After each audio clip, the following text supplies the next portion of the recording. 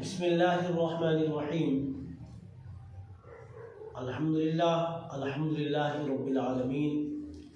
والعاقبۃ للمتقین والصلاة والسلام علی من کان نبی وآدم بین الماء والطین۔ قال اللہ تبارک و تعالی فی القرآن الحمید والمجید فاسألوا اہل الذکر تعلمون۔ قال رسول اللہ صلی اللہ علیہ وسلم الحدیث عن جابر بن سمرہ قال خرج علینا رسول اللہ صلی اللہ علیہ وسلم فقال ما لی اراکم رافعی ایدیکم کأنها اذناب خیل شمس اسکنوا فی الصلاة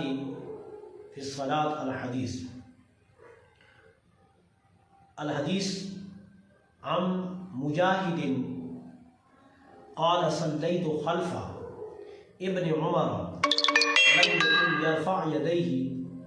الا في التكبيرة الاولى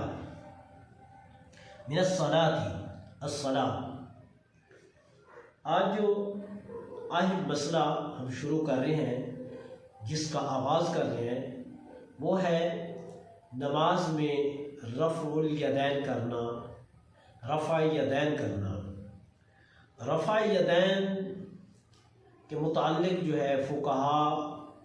میں آپس میں اختلاف ہے فقہا کا۔ بعض کے نزدیک رفع یدین جو ہے وہ جب ہم نماز شروع کرتے ہیں تو جو پہلی تکبیر کہتے ہیں، جسے تکبیر تحریمہ کہا جاتا ہے، صرف اسی تکبیر تحریمہ کہتے وقت ہاتھوں تک کان اٹھانا چاہیے، اس کو رفع الیدین کہتے ہیں۔ اس کے علاوہ نماز کے اندر اور کسی مقام پر کانوں تک ہاتھ نہیں اٹھانا چاہیے۔ ایک مسلک یہ ہے، یہ حنفیوں کا مسلک ہے عند الاحناف، یعنی عند الاحناف صرف اور صرف پہلی تکبیر تحریمہ کے وقت ہاتھ اٹھانا ہے اور اس کے بعد نہیں اٹھانا۔ اور باقی جو ہیں حنابلہ، شوافع اور مالکی، ان کے نزدیک جو ہے رفع الیدین کیا جاتا ہے۔ تکبیر تحریمہ کے دوران بھی ہاتھ کانوں تک اٹھائے جاتے ہیں، اور رکوع میں جاتے وقت بھی ہاتھ کانوں تک اٹھاتے ہیں، اور رکوع سے اٹھنے کے بعد بھی ہاتھ کانوں تک لے جاتے ہیں۔ تو اس کو رفع الیدین کہتے ہیں۔ یہ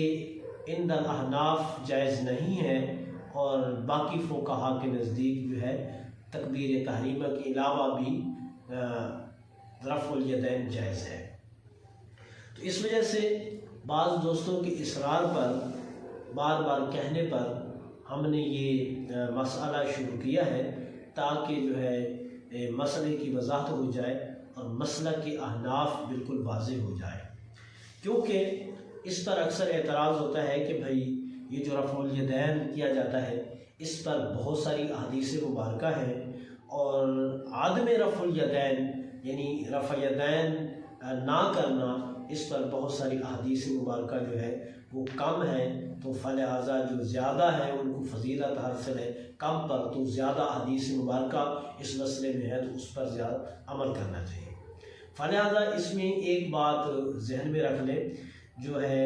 عند الاحناف اس میں کوئی شک والی بات نہیں ہے کہ رفع الیدین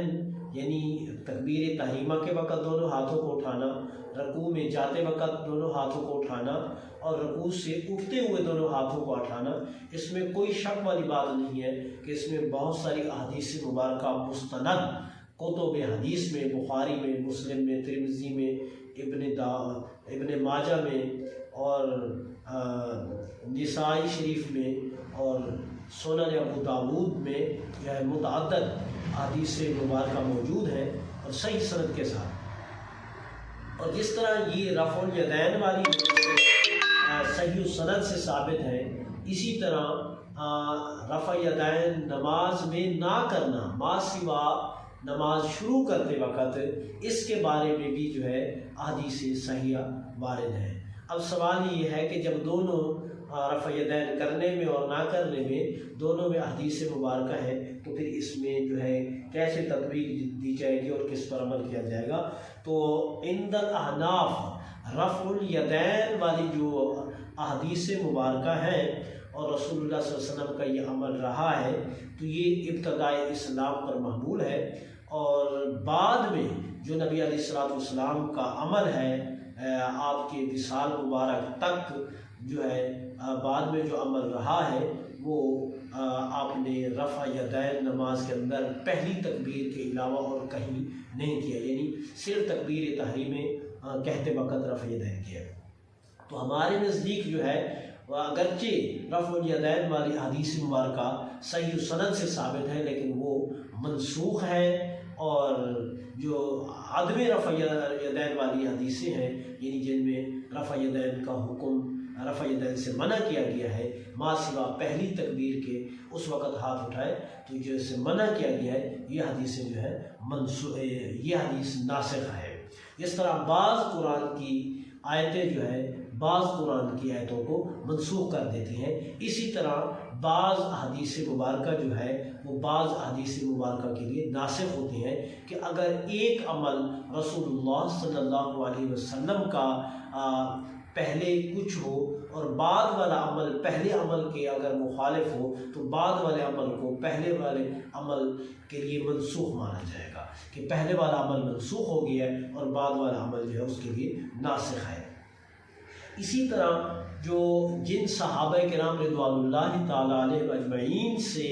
یہ ثابت ہے کہ انہوں نے رفع یدین کیا ہے، تو انہی سے یہ ثابت ہے کہ بعد میں انہوں نے رفع یدین نہیں کیا۔ تو اب اس کا مسئلے کا خلاصہ یہ ہے کہ جب رسول اللہ صلی اللہ علیہ وسلم نے شروع میں رفع یدین کیا نماز کے اندر، تو صحابہ کرام رضوان اللہ تعالیٰ علیہ اجمعین نے بھی کیا، اور جب رسول اللہ صلی اللہ علیہ وسلم نے نہیں کیا تو صحابہ کرام رضوان اللہ تعالیٰ علیہ اجمعین نے بھی نہیں کیا۔ تو آج جو ہے ہم اس مسئلے کی وضاحت کریں گے، اور اس کے وہ احادیث مبارکہ ہم آج دو احادیث مبارکہ نقل کریں گے جن سے رفع الیدین کی احادیث مبارکہ کا منسوخ ہونا ثابت ہو جائے گا۔ صحیح مسلم جو ہے حضرت امام ابو الحسین مسلم بن حجاج القشیری جن کا وصال جو ہے 262 ہجری کے اندر ہوا، تو آپ اپنی کتاب صحیح مسلم جلد 1 صفحہ نمبر 181 اور مطبوعہ نور محمد اصح المطابع کراچی سے یہ کتاب چھپی ہوئی ہے، تو اس کے اندر جو ایک احادیث مبارکہ دی ہے وہ یہ ہے عن جابر بن سامورہ قال خرج علینا رسول اللہ صلی اللہ علیہ وسلم وقال مالی اراکم رافعی ایدیکم کأنہا ازناد خیل شمس اسکنوا فی الصلاة الحدیث۔ یہ پہلی حدیث، آپ ذرا اس کا ترجمہ ملاحظہ کریں اور اس پر مختصر گفتگو۔ تو حضرت جابر بن سامورہ رضی اللہ تعالی عنہ روایت کرتے ہیں، آپ فرماتے ہیں کہ خارج علینا رسول اللہ صلی اللہ علیہ وسلم، ہمارے پاس رسول اللہ صلی اللہ علیہ وسلم تشریف لے آئے، تو مالی اراکم، آپ فرماتے ہیں کہ نبی علیہ السلام نے ہمیں دیکھا کہ ہم جب رکوع میں جاتے ہیں تو رفع یدین کرتے تھے، اور جب رکوع سے اٹھتے تو رفع یدین کرتے، تو جب رسول اللہ صلی اللہ علیہ وسلم نے ہمیں اس طرح کا رفع یدین کرتے ہوئے دیکھا تو پھر حضور نے فرمایا مالی اراکم رافعی ایدیکم کانہا اذناب خیل شمس، حضور نے فرمایا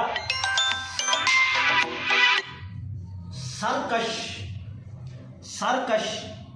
گھوڑوں کے دموں کی طرح تم اپنے ہاتھوں کو بار بار ہلا رہے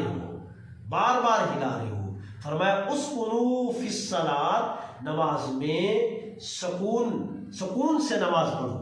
آپ نے فرمایا نماز سکون کے ساتھ پڑھو، اطمینان کے ساتھ نماز پڑھو، یعنی بار بار یہ ہاتھوں کا اٹھانا، بس پہلی دفعہ اٹھا دیا اتنا ہی کافی ہے، اب اس کے بعد رکوع میں جانے جب جاتے وقت اٹھانے کی ضرورت نہیں ہے، اور پھر رکوع سے جب اٹھیں تو اس وقت ہاتھوں کو کانوں تک اٹھانے کی ضرورت نہیں ہے۔ تو آقا علیہ الصلوۃ والسلام نے اس میں واضح طور پر ارشاد فرمایا مالی اراکم رافعی ایدیکم، حضور نے فرمایا میں تمہیں دیکھتا ہوں کہ تم اپنے ہاتھوں کو بار بار نماز کے اندر اٹھا رہے ہو۔ تو حضور نے فرمایا سرکش گھوڑوں کے دمبوں کی طرح ایسا تم مت کرو، نماز سکون کے ساتھ پڑھو۔ تو اس حدیث میں بالکل واضح طور پر ہو گیا کہ آقا علیہ الصلوۃ والسلام نے ما سوا پہلی تکبیر کے باقی نماز کے اندر رفع یدین، ہاتھوں کو بار بار اٹھانا منع کر دیا۔ اب اس کے اندر جو ہے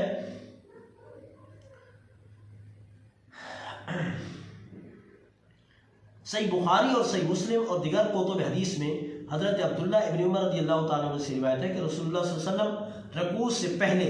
اور رکوع کے بعد رفع یدین کرتے۔ سیدنا حضرت عبداللہ ابن عمر آگے آ جائیں گے انشاءاللہ۔ حضرت عبداللہ ابن عمر رضی اللہ تعالیٰ عنہ سے روایت ہے کہ رسول اللہ صلی اللہ علیہ وسلم نماز سے رکوع میں جب جاتے تو رفع یدین کرتے، جب رکوع سے اٹھتے تو حضور رفع یدین کرتے۔ کون کہتے ہیں؟ حضرت سیدنا عبداللہ ابن عمر رضی اللہ تعالیٰ عنہ۔ لیکن حضرت عبداللہ ابن عمر رضی اللہ تعالیٰ عنہ خود رفع یدین نہیں کرتے تھے، خود رفع یدین نہیں کرتے تھے۔ تو جب راوی کا عمل